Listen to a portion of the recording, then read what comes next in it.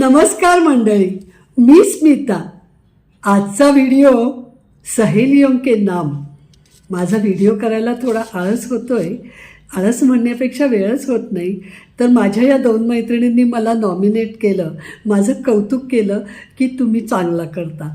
पण मी खरं सांगू का, सुषमाताई तर खूप मस्त व्हिडिओ करतातच आणि त्यांची एनर्जी पाहून मला खूप आनंद होतो। त्या मला फार आवडतातच।